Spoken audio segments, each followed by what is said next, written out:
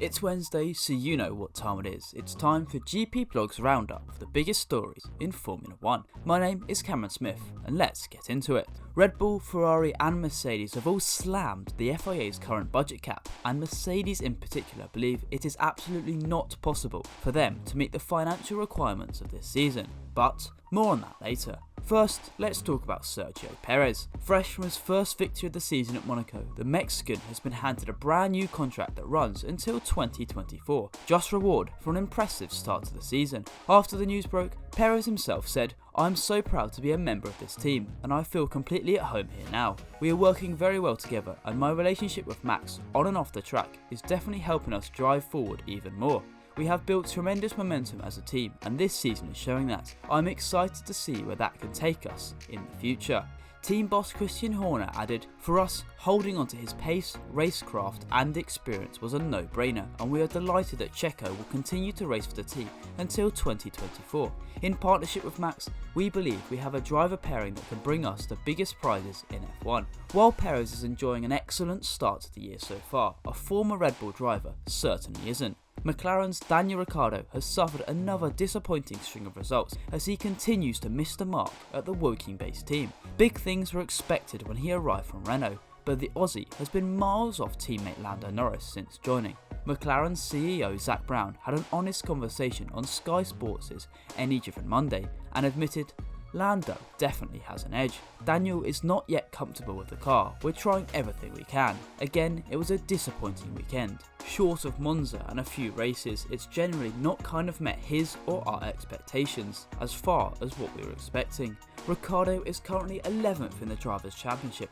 37 points behind Norris after 7 races. The news of Perez's extended contract and Ricciardo's poor form could get the wheels turning in the F1 driver market, with a seat potentially opening up at McLaren while another seat closes at Red Bull. Like Ricciardo, another driver who is under pressure to perform after a slow start to 2022 is Mick Schumacher. The Haas driver is still yet to pick up points in F1, despite teammate Kevin Magnussen collecting 15 this season alone.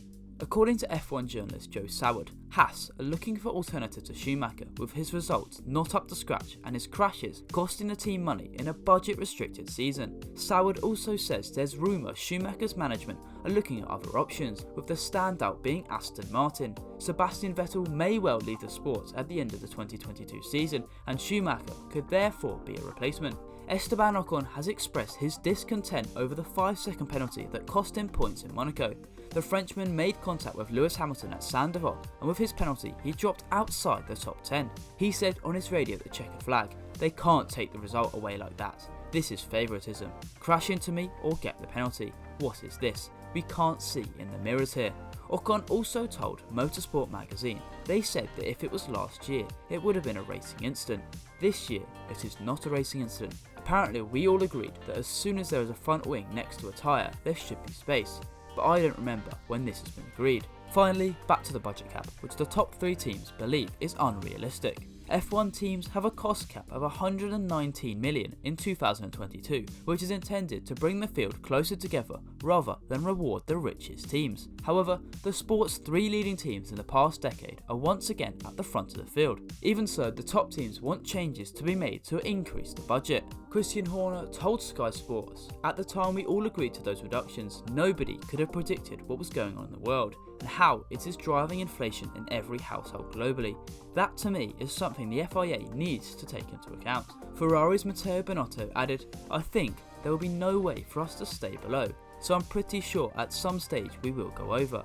And Toto Wolff admitted the cost cap was introduced for specific purposes, to allow the smaller teams to spend the same amount as the big ones. There shouldn't be any bargaining every year to lift the cost cap up. But I think we're facing an exceptional situation in that we have a real inflation that is north of 7% at this moment. Our energy prices in Brackley have tripled, our freight costs have tripled.